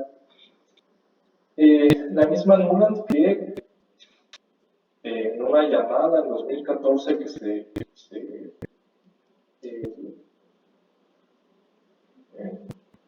se dio a conocer, que se hizo pública, no me acuerdo con quién, con el embajador de Estados Unidos en Ucrania, de hecho.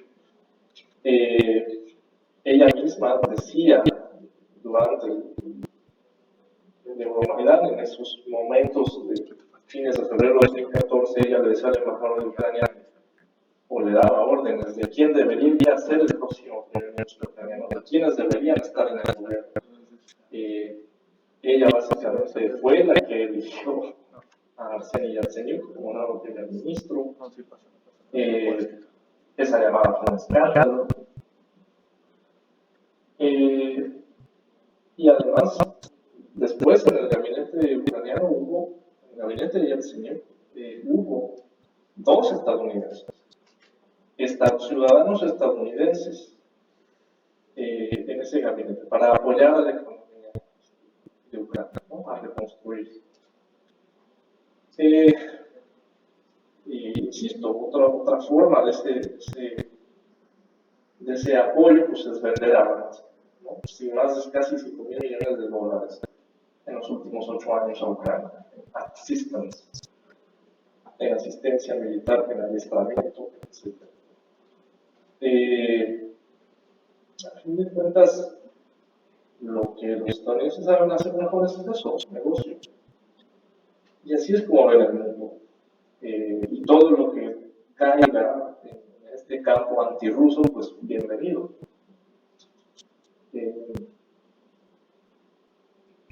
Así que pues eso es más o menos lo que quieren. El propio Biden ya se olvidó, pero su hijo tiene no sé cuántos negocios en Ucrania también, salió ahí otro escándalo, que Trump lo denunció porque el hijo tenía varios intereses en Ucrania, etc. Entonces, bueno, los Estados Unidos están metidos hasta adentro, en el ámbito político, en el ámbito económico, etc. Porque tienen sus propios intereses, no porque les interese que el pueblo ucraniano la pase bien, sino porque para usar ese negocio y para seguir, pues viene dentro de esta retórica. Ese es el tema. Vale. Muchas gracias. Y hay otra pregunta de Yadira, que pregunta si este será el comienzo del nuevo orden mundial del siglo XXI. Yo creo que sí, yo creo que sin duda. Bueno, no sé cómo vaya a ser ese orden mundial, pero sí empieza ya un momento, no es que sea la primera vez que ocurre esto, pero sí hay un momento de quiebre, al menos en el comportamiento de Rusia hacia su vecindad. Sí hay, insisto, con ese antecedente especial de 2008 en Georgia, que es más o menos distinto, mucho más específico. Y que Rusia no inició, contrario aquí, que Rusia sí inició la agresión. Pues sí es algo que seguramente determinará toda la seguridad europea, para empezar, o del espacio euroatlántico, o el espacio euroatlántico asiático, incluso. Porque China, por ejemplo, apoya a Rusia moralmente. China le da un espaldarazo al presidente Putin. No sé si ustedes pudieron ver este documento que firman Putin y Xi Jinping al inicio de los Juegos Olímpicos, unos días antes de los Juegos Olímpicos de invierno. Si no lo han leído, búsquenlo. largo, pero muy interesante, es cómo ven Rusia y China el mundo, básicamente. Y llaman a lo contrario de los Estados Unidos, ¿no? O sea, toda la retórica que sea antiestadounidense, bienvenida. Por eso Maduro es nuestro amigo. No sé si lo sigue haciendo por mucho. Cuba es nuestra amiga y hay que apoyarla. En fin. Lean ese documento, es muy interesante, esta declaración bilateral conjunta entre China y Rusia. Creo que allí se señala ya ese nuevo mundo, ese nuevo orden mundial que ambos ven y del cual ambos son actores prominentes, que además se complementan bastante porque Rusia no es una potencia económica, China sí, y China no es una potencia militar en términos cualitativos, cuantitativos sí porque pues, tiene mucha gente, cualitativos no, más que en su, digamos, zona de influencia, ahí sí lo es. Y Rusia, en cambio, sí es una potencia militar bastante fuerte, aunque no lo parezca en estos días. Pero también hay que tomar en cuenta que Rusia, de hecho, no está usando ni el 30% de su capacidad militar hoy en día en Ucrania, porque, como ya dije, esta intervención pues tiene motivos muy específicos de inutilizar infraestructura, desarmar el ejército ucraniano, etc. Que creo que en los últimos días ha ido cobrando un cariz más fuerte también. O sea, ya, pues, gobiernan la ciudad de Gerson, por ejemplo, y no sé si esa era parte del plan inicial, quizás sí, quizás no, pero se ha ido cobrando más dimensiones.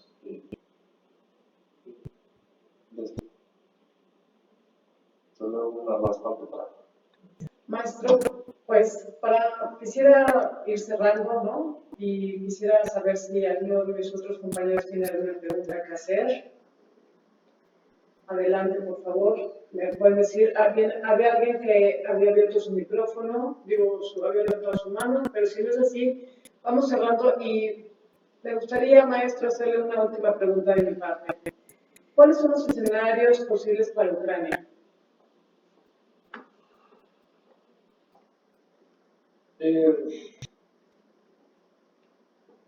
También difícil saberlo, pero depende de cómo avanzan las negociaciones.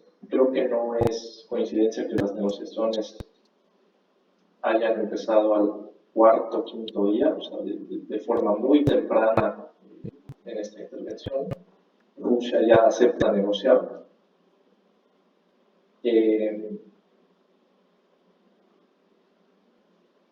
Lo que Rusia pide es precisamente, son varias cosas, ha ido dejando algunas de sus peticiones del lado. La más importante es la neutralización de Ucrania. Que Ucrania se declare neutral por constitución, tener un estatus neutral y garantizar que nunca va a entrar en guerra. Y además aceptar que Crimea es parte de Rusia y que las repúblicas de Donetsk y Lugansk son independientes. Parece que ayer el presidente Zelensky, según ciertos medios, accedió a la neutralidad, al otro no. Entonces, bueno, seguramente lo que veremos es una Ucrania neutral, nada más que eso depende de que Zelensky siga en el poder, porque si Zelensky ya no sigue en el poder, ya sea porque Rusia lo quita, o que no creo, porque se está negociando con él, o que dentro de la propia Ucrania lo manden a volar, sobre todo el ala más nacionalista, y no está Zelensky, pues entonces va a cambiar la cosa. Pero mientras él esté, quizás sea posible que ahora tienen una aprobación de 90%, una cosa así, desde que empezó la intervención.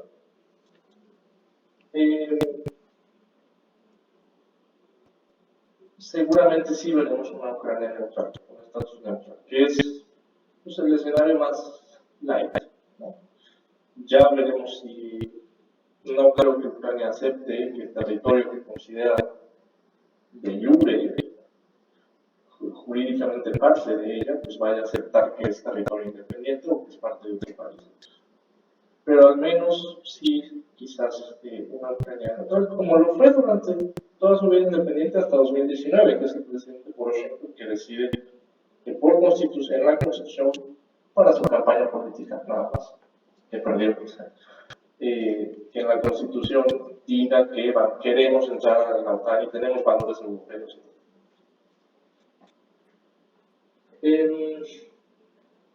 Así que al menos creo que sí, si todo sale bien, y con eso me refiero a que termine esto pronto,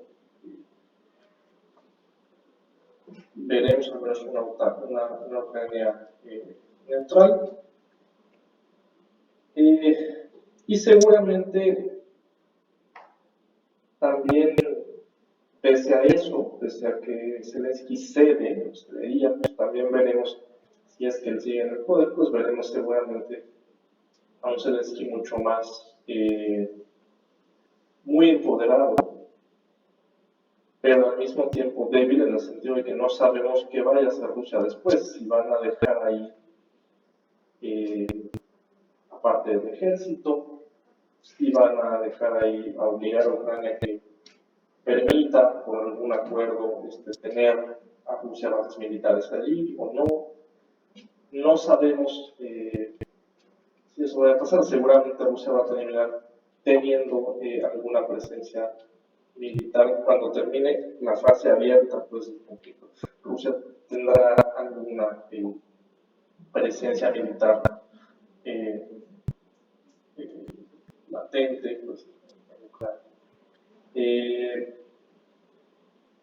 Así que eso también puede jugarle en contra al presidente Zelensky. Tendremos que ver qué es lo que pasa. Yo no soy muy adepto a hacer prognosis, pero creo que desde el 24 de febrero pasado, absolutamente todo puede pasar, ¿no? Tampoco sabemos qué es lo que busca Rusia ya en este momento, ya casi 3 semanas de eso, más de 3 semanas ya. Si busca apoderarse de más territorios, si busca, yo no sé incluso si en el gobierno ruso saben qué es lo que se busca, porque esto también va cambiando completamente cada minuto. Entonces, yo dudo mucho que Rusia se vaya simplemente a salir de Ucrania y decir, bueno, ya firmamos un papel, vaya. Yo creo que habrá una permanencia, sobre todo en el sentido militar, bases, de alguna forma, en la jurisdicción ucraniana para que Rusia pueda tener ahí presencia militar, sobre todo. Y eso tendrá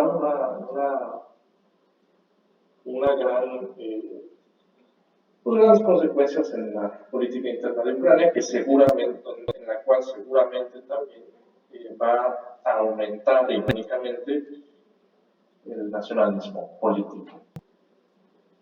La ultraderecha ucraniana, que pues, es marginal en términos políticos, aunque es muy fuerte en términos institucionales,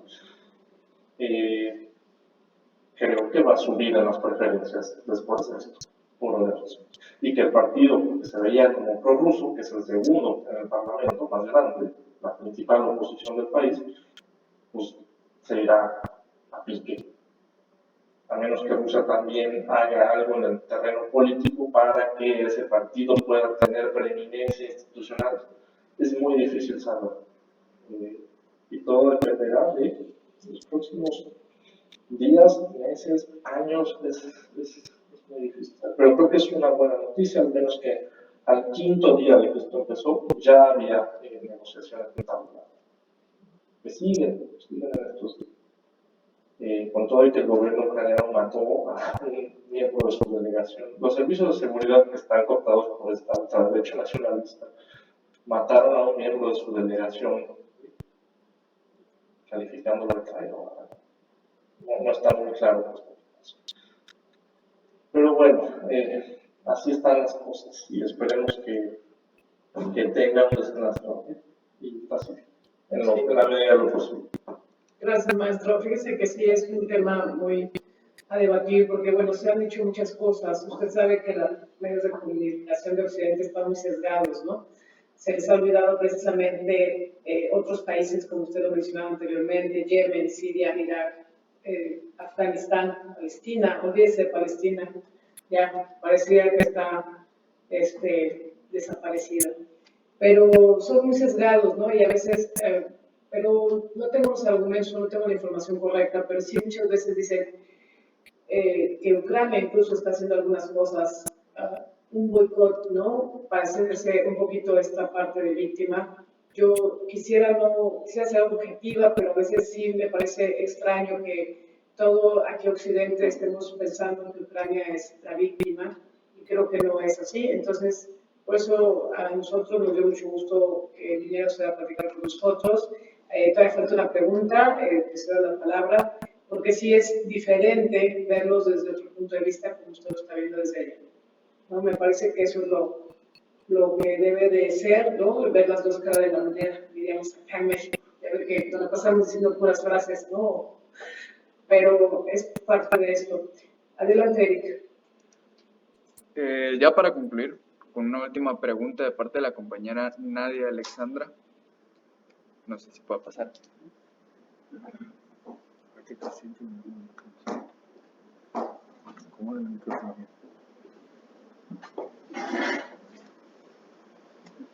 Buenas noches. Desde el inicio del conflicto hemos visto una opinión pública que se posiciona a favor y en contra de ambos bandos. Pero más que posicionarnos, ¿qué es lo que tendríamos que entender como sociedad, como estudiantes sobre esta crisis? Nadia, me parece una pregunta espectacular para terminar. Y yo quería más o menos concluir por ahí.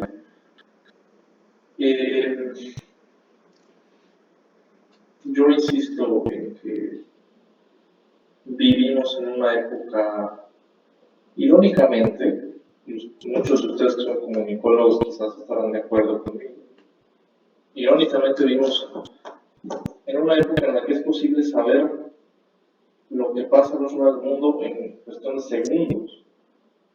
Una época de la historia humana, o la época en la historia humana en la que tenemos mayor acceso a la información de lo que ocurre o de lo que ha ocurrido antes, ¿no? Con archivos, con bibliotecas, con hemerotecas, etc. Con el internet. Y irónicamente es la época o una época en la cual la desinformación masiva es uno de los mayores males de la humanidad, pienso yo. Es la época en la que más podemos saber, pero en la que menos nos interesa saber. Y yo creo que debemos de evitar precisamente eso, polarizar. Debemos de evitar ver todo en blanco o negro, porque nada es nada. Los fenómenos humanos no son o blanco o negro. Los fenómenos humanos siempre tienen muchísimas escalas de grises. Siempre tienen una complejidad muy específica. Creo que yo estoy muy influido por una visión muy antropológica de